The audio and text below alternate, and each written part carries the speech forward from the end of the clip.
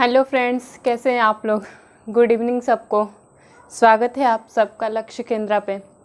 देखिए फ्रेंड्स, हम लोग पिछले क्लास में पढ़ रहे थे छोटी आंत के जो पेनक्रियाज वाला जो भाग था उसके बारे में मैं बता रही थी, और मैंने बताया था कि इसी लेक्चर में हम लोग बड़ी आंत भी पढ़ेंगे, लार्ज इंटेस्टाइन को भी पढ़ेंगे।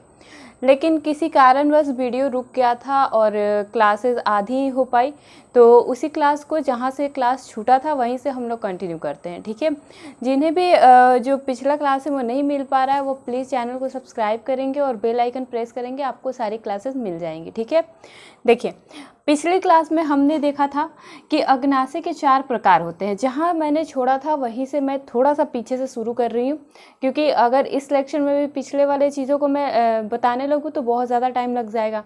तो जहाँ मैंने छोड़ा था और जस्ट पीछे, थोड़ा सा पीछे से मैं आप लोगों को रिवाइज़ करवा देती हूँ और फिर हम लोग आगे बढ़ेंगे। देखिए, हमने कहा था कि अग्नाशय 4 प्रकार का होता है। कौन कौन सा? तो अल्फा सेल्स, अल्फा कोशिका, बीटा सेल्स, बीटा कोशिका, डेल्टा सेल, डेल्टा कोशिका, और एफ सेल्स, एफ कोशिका। ठीक है, ये तीनों क्या करती हैं? अल्फा, बीटा, डेल्टा, ये क्या करते हैं? हार्मोन्स बनाती है, हार्मोन्स बनाती हैं। कौन कौन सा हार्मोन्स बनाती है? अल्फा सेल्स ग्लूकागोन बनाती है, बीटा सेल्स ग्लूकोज बनाती है, और डेल्टा सेल्स सोमेटोस्टेटिन नामक हार्मोन्स बनाती है।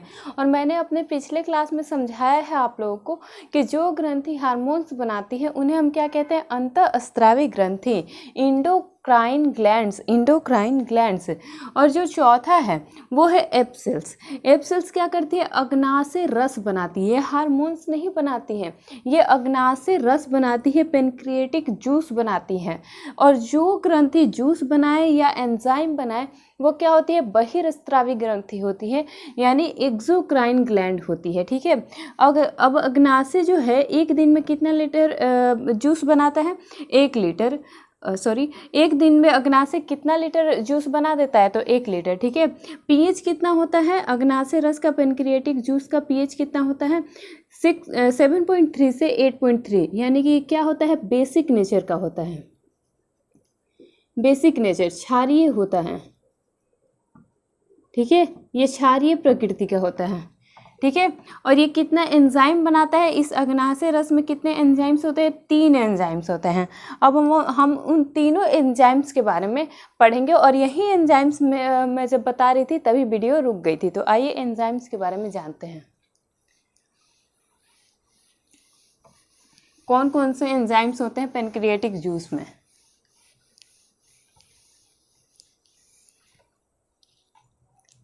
लिखेंगे 3 एंजाइम होते हैं।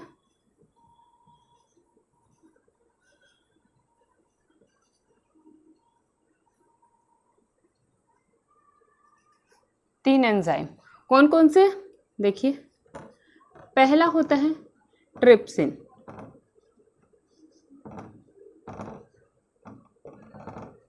ट्रिप्सिन। ठीक है, दूसरा होता है एमाइलेज,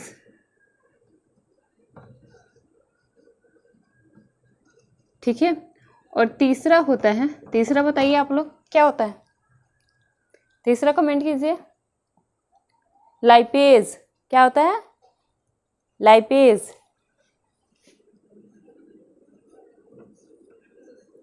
लाइपेज। ठीक है, ये 3 हार्मोन्स, ये 3 एंजाइम्स होते हैं। किसमें? जो पेनक्रिएटिक जूस होते हैं उसमें 3 एंजाइम होते हैं, ट्रिप्सिन, अमाइलेज और लाइपेज। ट्रिप्सिन किसका पाचन करता है? ट्रिप्सिन प्रोटीन का पाचन करता है, प्रोटीन।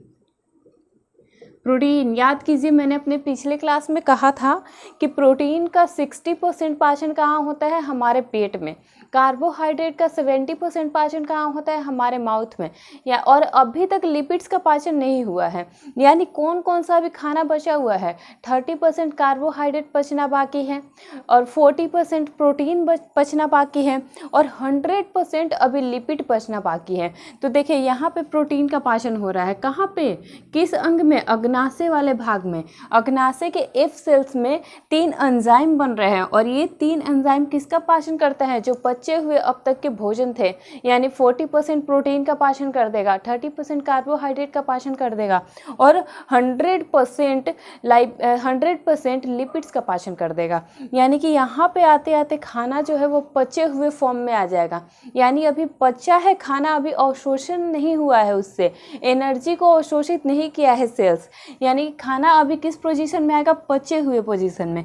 यहाँ पे प्रोटीन का पाचन होता है, एमाइलेज किसका पाचन करता है, कार्बोहाइड्रेट का।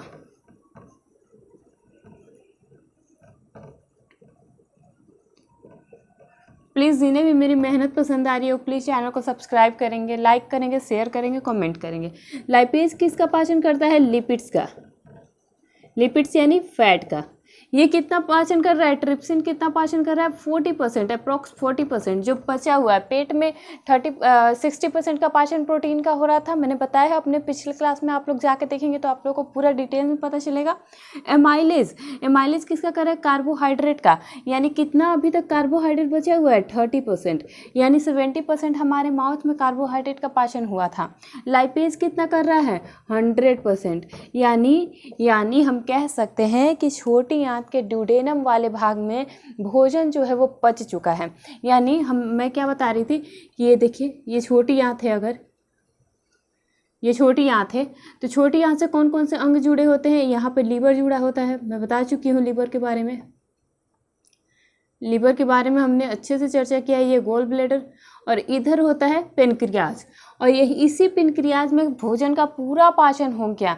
पेनक्रियाज कितने प्रकार का होता है, 4 प्रकार का, अल्फा बीटा डेल्टा और एफ सेल्स क्या बना रहे हैं, अग्नाशय रस बना रहे हैं। और उसी अग्नाशय रस में 3 एंजाइम है, कौन कौन से, ट्रिप्सिन, एमाइलेज, लाइपेज। और ये ट्रिप्सिन, एमाइलेज, लाइपेज क्या कर रहा है, जो भोजन का पाचन नहीं हुआ है उस भोजन को कंप्लीटली पाचित कर रहा है।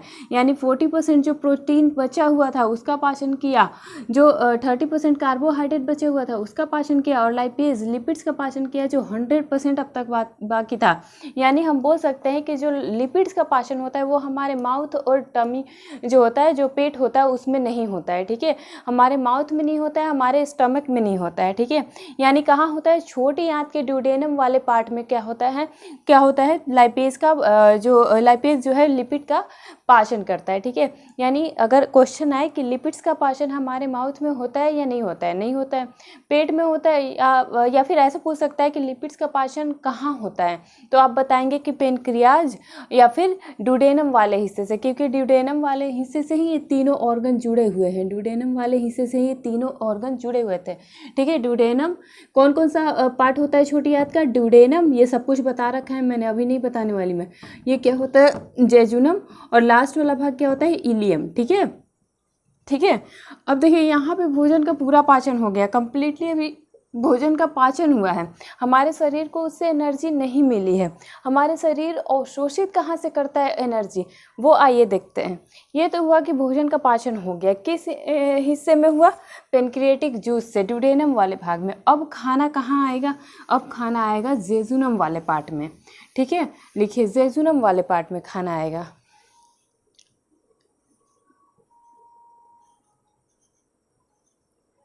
खाना कहाँ आएगा, जेजुनम में। यहाँ पे क्या होता है, यहाँ पे ना भोजन का एब्जॉर्प्शन होता है और ना ही डाइजेशन होता है। भोजन का डाइजेशन तो ऑलमोस्ट ड्यूडेनम वाले पार्ट में हो चुका है, अब क्या डाइजेशन होगा, अब तो अवशोषण होगा ना, अब तो अवशोषण की प्रक्रिया होगी। तो लिखेंगे इस पार्ट में, इस भाग में ना ही भोजन का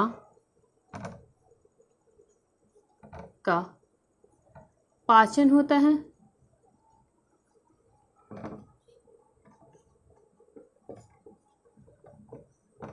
और ना ही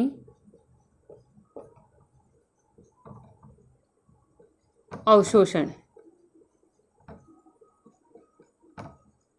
यानी पूछेगा कि छोटी आंत के कौन से भाग में ना तो भोजन का अवशोषण होता है और ना ही भोजन का पाचन होता है, तो जेजुनम वाले हिस्से में, जेजुनम वाले हिस्से में ये क्वेश्चन आता है कि छोटी आंत के किस पार्ट में, सवाल आता है कि छोटी आंत के किस भाग में ना ही भोजन का अवशोषण होता है और ना ही पाचन होता है। किस वाले भाग में? जेजुनम वाले भाग में। अब हमारा भोजन कहाँ आएगा? इलियम वाले भाग में। आइए देखिए इलियम वाले भाग को।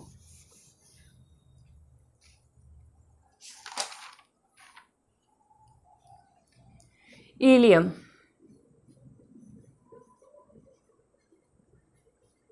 ठीक है, ये लास्ट वाला भाग, वो भाग जो बड़ी आंत से जुड़ी होती है, वो भाग जो बड़ी आंत से जुड़ी होती है, ठीक है। यहीं से बड़ी आंत शुरू हो जाती है, इस तरह से बड़ी आंत ऐसे जाके ऐसे शुरू हो जाती है, इस तरह से, ठीक है, इस तरह से बड़ी आंत शुरू हो जाती है, ठीक है। यानी लास्ट वाला पार्ट इलियम, छोटी आंत का सबसे अंतिम भाग लिखेंगे, छोटी आंत का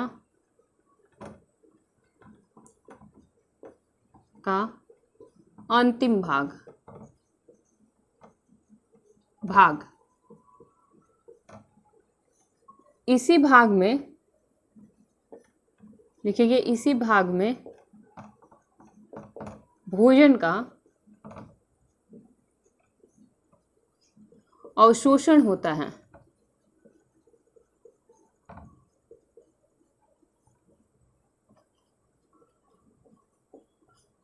ठीक है, ठीक है।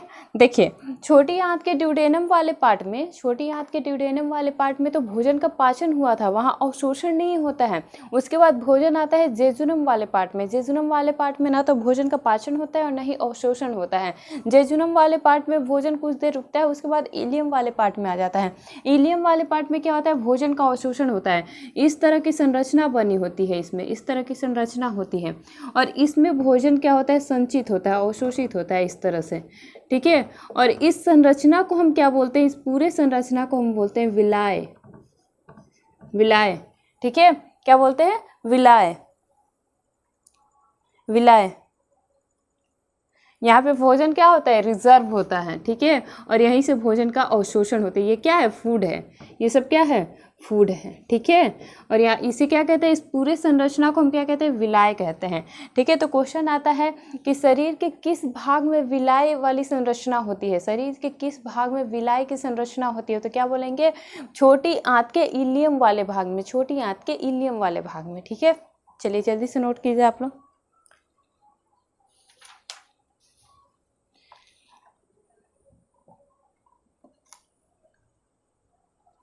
आइए अब हम लोग देखते हैं बड़ी आंत, बड़ी आंत के बारे में पढ़ते हैं। चलिए बड़ी आंत के बाद ये चैप्टर खत्म हो जाएगा। बड़ी आंत, लार्ज इंटेस्टाइन,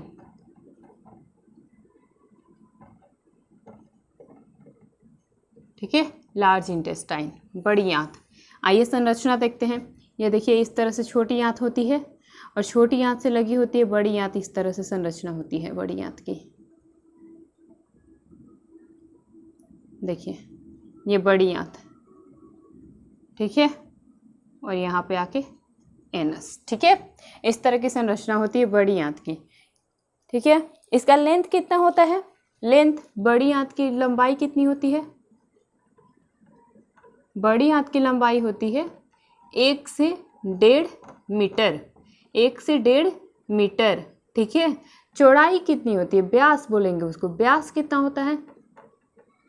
व्यास कितना होता है बताइए? व्यास कितना होता है? व्यास होता है 3 to 3.5 इंच, ठीक है। व्यास कितना होता है? 3 to 3.5 इंच, ठीक है। ये देखिए यहाँ से क्या हो रहा है? छोटी आंत, छोटी आंत यहाँ से बड़ी आंत शुरू हो रहा है, तो इस भाग को हम कहते हैं, जो शुरुआती भाग होता है इसको हम कहते हैं सिक्कम, ठीक है। इसको हम क्या कहते हैं? इसको हम कहते हैं सिक्कम, ठीक है,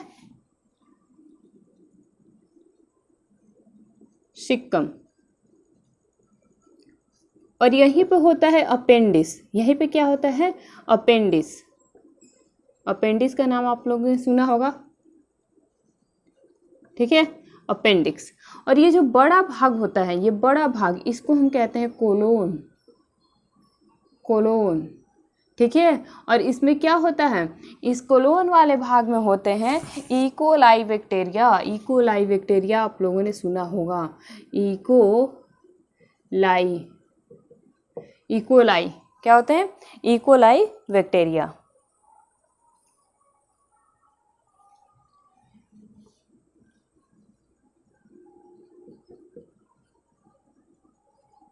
E coli, Escherichia coli, Escherichia coli, ठीक है। और यहाँ वाला भाग जो होता है, यहाँ वाला भाग होता है रेक्टम। 3 भाग होते हैं इसके भी, रेक्टम, ठीक है। इसको क्या कहते हैं हम, रेक्टम लिखेंगे। बड़ी आंत के 3 भाग होते हैं, ऐसे लिखेंगे 3 भाग, 3 भाग। कौन कौन से, पहला होता है सिक्कम,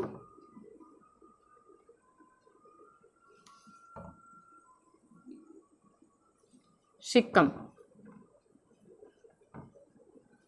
ठीक है।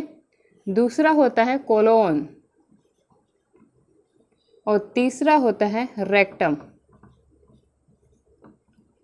ठीक है, रेक्टम। आइए अब बारी बारी से जानते हैं सिक्कम के बारे में, कोलोन के बारे में और रेक्टम के बारे में।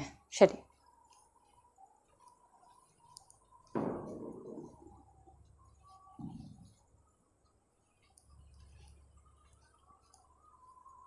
देखिए सिक्कम,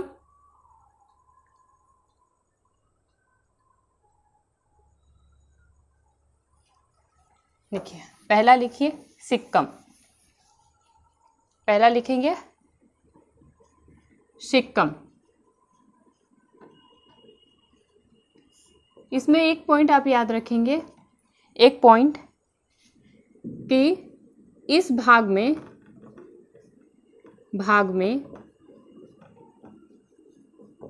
एक अवशेषी अंग,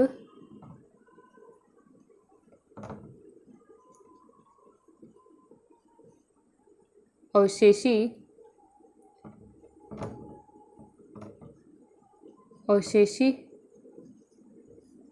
अंग अपेंडिक्स होता है।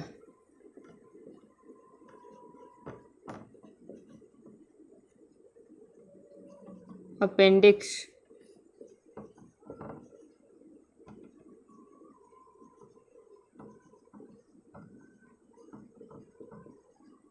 होता है,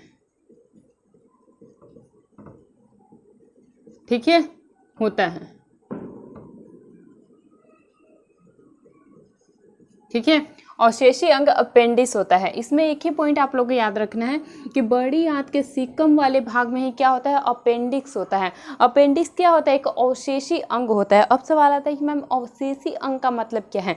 अवशेषी अंग का मतलब ये होता है कि वैसा अंग, वेस्टिजियल ऑर्गन इसको बोलते हैं, वेस्टिजियल ऑर्गन, वेस्टिजियल ऑर्गन मतलब अवशेषी अंग, मतलब ऐसा अंग जो हमारे शरीर में तो है लेकिन किसी काम का नहीं है, वो कोई वर्क नहीं कर रहा है हमारे बॉडी के लिए, मतलब हो तो ठीक है, नहीं भी हो तो हम सर्वाइव कर जाएंगे उसके बिना भी, ठीक है। ये वैसा अंग है, अवशेषी अंग। हमारे शरीर में बहुत सारे मतलब 5-6 प्रकार के ऐसे होते हैं जो अवशेषी अंग होते हैं। जैसे जो आउटर जो हेयर है वो क्या है, अवशेषी अंग है। हमारा जो ये कान वाला जो आउटर पिन्ना है, इसको क्या बोलते हैं, इस संरचना को पिन्ना बोलते हैं, ये भी क्या है, एक अवशेषी अंग है, ठीक है। हमारे जो विस्डम टूथ है, लास्ट वाला दांत, याद कीजिए मैंने जब पाचन तंत्र में टीथ पढ़ाया था तब आप लोग को 4 विस्डम टूथ के बारे में बताया था, वो भी क्या है, वेस्टिजियल ऑर्गन है। ये अपेंडिक्स भी क्या है, वेस्टिजियल ऑर्गन है। पहले के ज़माने में कहा जाता है कि हम जो है इंसान बंदरों से बने हैं, तो बंदर क्या खाते थे, टहनियाँ खाते थे, पत्ते खाते थे, और हार्ड भोजन को पचाने के लिए कौन वर्क करता है, अपेंडिक्स, ठीक है। बहुत ज़्यादा हार्ड भोजन अगर हम करें, हम तो नहीं करते लेकिन जानवर अगर करते हैं तो जानवर में ये अपेंडिक्स जो है वर्क करता है हार्ड भोजन को पचाने के लिए। भूसा खाते हैं जानवर, पत्ते खाते हैं, घास खाते हैं, उसका पाचन कौन करता है, अपेंडिक्स करता है। लेकिन हम लोग अब भूसा, घास, पत्तियाँ तो नहीं खाते हैं, इसलिए इसका यूज़ क्या हुआ है, ख़त्म हो गया, इसका यूज़ क्या है, हमारे बॉडी में ख़त्म हो गया है। यानी ये एक जो है अपेंडिक्स जो है ये क्या है, अवशेषी अंग बन के रह गया है हमारी बॉडी में। यानी हो तो ठीक है, नहीं नहीं भी हो तो हम सर्वाइव कर सकते हैं। ठीक है, ये इसको हम बोलते हैं अवशेषी अंग। ठीक है, तो ये हो गया पहला पार्ट। दूसरा देखते हैं कॉलन वाला भाग।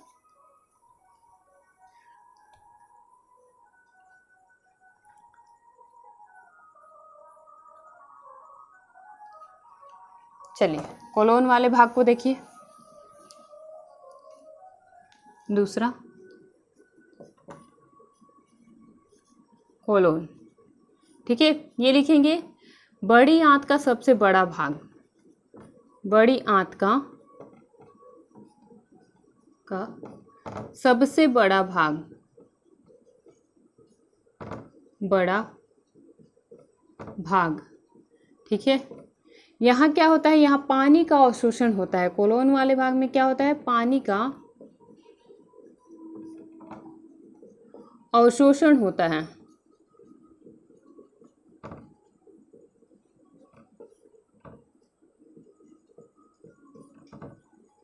ठीक है, इसमें क्या होता है, कोलोन वाले भाग में होता है इकोलाई बैक्टीरिया, इकोलाई बैक्टीरिया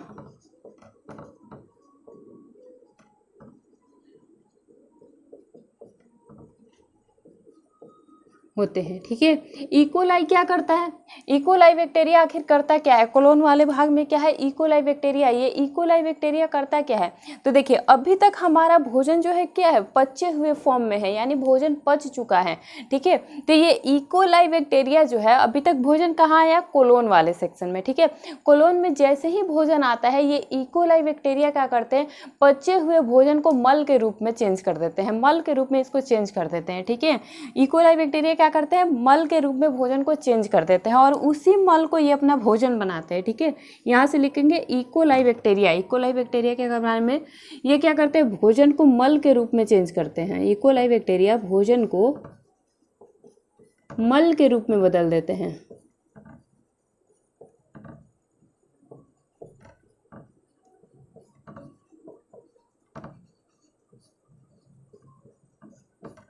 ठीक है, ये क्या खाते हैं इकोलाई बैक्टीरिया, ये मल खाते हैं।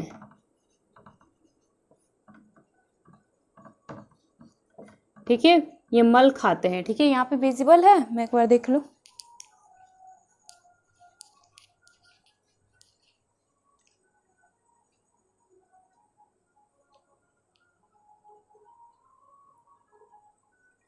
ठीक है, विजिबल है। ठीक है, ये क्या खाते हैं, मल खाते हैं। इकोलाई बैक्टीरिया क्या खाते हैं, मल खाते हैं। ठीक है, भोजन को मल के रूप में चेंज कर देते हैं और फिर मल खाते हैं। ठीक है, और दो बातें बताती हूँ इसके बारे में।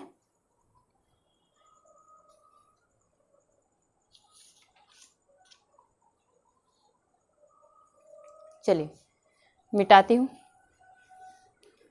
इकोलाई के बारे में बता रही हूँ अभी। ठीक है, आगे लिखिए, इकोलाई इकोलाई बैक्टीरिया मल खाते हैं और बदले में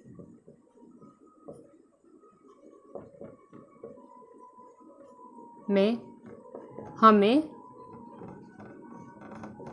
कौन कौन सा विटामिन देते हैं, ये बहुत इंपॉर्टेंट। देखिए इकोलाई बैक्टीरिया क्या कर रहे हैं, एक तो दूषित खाने को खा रहे हैं, मल को खा रहे हैं और हमें क्या दे रहे हैं, प्रॉफिट पहुंचा रहे हैं हमारी बॉडी को।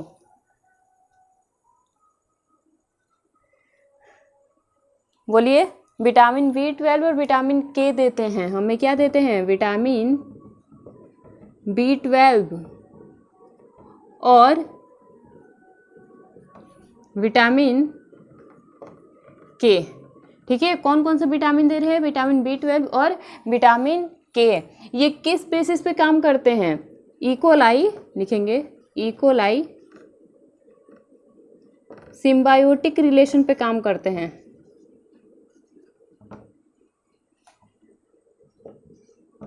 सिम्बायोटिक रिलेशन पे काम करते हैं। अब सवाल आता है कि मैम सिम्बायोटिक रिलेशन क्या होता है। देखिए सिम्बायोटिक रिलेशन वो होता है जिसमें दो जीव एक दूसरे को प्रॉफिट पहुंचा रहे हैं, यानी देखिए इकोलाई क्या कर रहा है, हमारे भोजन को मल के रूप में चेंज करता है और उस भोजन को क्या कर रहा है, ये इस मल को खा रहा है। एक तो भोजन हमारे लिए मल क्या है, वेस्टिजियल है और इनके लिए क्या है, इकोलाई के लिए वो क्या है, भोजन है। यानी हमारे खाए हुए पचे हुए भोजन को मल के रूप में चेंज कर रहे हैं और उस मल को वो खा रहे हैं। एक तो वो हमारे जो पचे हुए भोजन है उस पर जी रहे हैं। इकोलाई बैक्टीरिया क्या कर रहा है, हमारे पचे हुए भोजन को मल के रूप में चेंज कर रहे हैं और उसको अपना भोजन बना रहे हैं। यानी किस पे डिपेंड है, हमारे पचे हुए भोजन पे, ठीक है। और ये बदले में भी हमें क्या कर रहे हैं, प्रॉफिट दे रहे हैं। क्या कर रहे हैं, हमारे बॉडी को क्या कर रहे हैं, विटामिन B12 दे रहे हैं और विटामिन K दे रहे हैं। यानी कि दो जीव जब आपस में सिम्बायोटिक रिलेशन का हिंदी लिखेंगे आप, सहसंबंध, यानी दो जीव एक दूसरे को क्या कर रहे हैं, प्रॉफिट दे रहे हैं, एक दूसरे पे आधारित है और प्रॉफिट दे रहे हैं एक दूसरे को, ठीक है। उसे हम कहते हैं सिम्बायोटिक रिलेशन, ठीक है। इसमें क्या होता है, B12 देता है और B विटामिन K देता है। चलिए अब रेक्टम वाले भाग को पढ़ते हैं।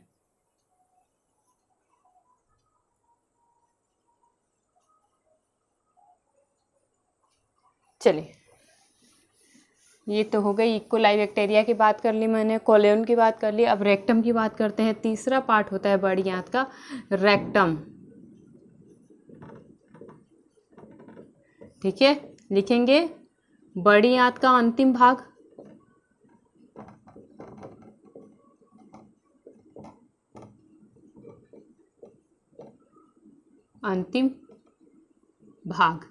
ठीक है। और यहाँ पे क्या होता है, यहाँ कुछ देर खाना रुकता है,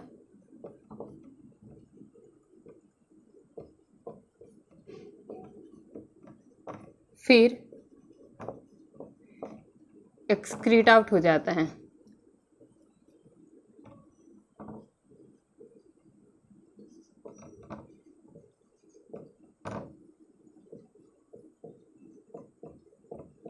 बाहर निकल जाता है, ठीक है। एक्सक्रीट आउट हो जाता है एनस के द्वारा,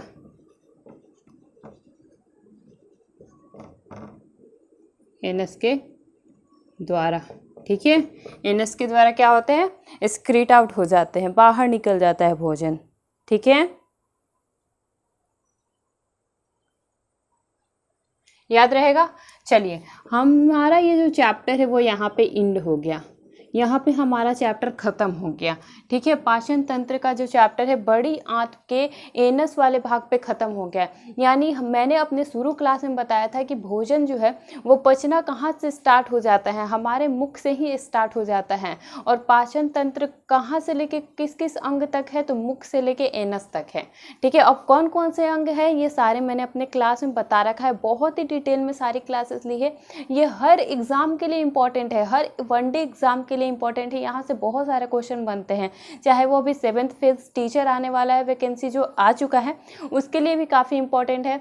एसएससी के जितने जो बच्चे हैं उनके लिए इंपॉर्टेंट है। वनडे एग्ज़ाम जो स्टेट पीसीएस के बच्चे होते हैं उनके लिए इंपॉर्टेंट है। बिहार एसआई, स्टेट एसआई, सब के एग्ज़ाम में यहाँ से क्वेश्चन बहुत बनते हैं, ठीक है।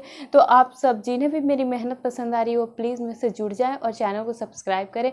यहाँ पे बायोलॉजी का मैं पूरा सिलेबस ख़त्म कराने जा रही हूँ और केमिस्ट्री का पूरा चैप्टर ख़त्म होगा, ठीक है। तो ये था पूरा पाचन तंत्र, यानी कि मुझे लगता है कि 10 वीडियो बने, इस पर 10 दिन मैंने लेक्चर दिया पाचन तंत्र पे। केवल हर ऑर्गन के बारे में मैंने एक क्लास लिया है, हर ऑर्गन के, पाचन तंत्र के हर ऑर्गन के बारे में मैंने एक क्लास लिया है। जो भी ऑर्गन्स इसमें पार्टिसिपेट कर रहे हैं उनके बारे में एक दिन क्लास लिए हैं, चाहे वो टीथ हो, टंग हो, इसोफेगस हो, उसके बाद स्टोमक वाला हो, स्मॉल इंटेस्टाइन हो, लीवर हो, गॉल ब्लैडर हो, पेनक्रियाज हो, और पेनक्रियाज के बाद क्या है, बड़ी आंत हो, बड़ी आंत का तीनों पार्ट, वो सारा कुछ मैंने अपने लेक्चर में बता रखा है। बहुत ही डिटेल के साथ मैंने ये क्लास ख़त्म किया है। पीछे मैं 3-4 चैप्टर ख़त्म करा चुकी हूँ। ब्लड मैंने ख़त्म करा दिया है, ह्यूमन हार्ट मैंने ख़त्म करा दिया है, कोशिका चैप्टर जो साइटोलॉजी है वो मैंने ख़त्म करा दिया है, और ये डाइजेस्टिव सिस्टम का क्लास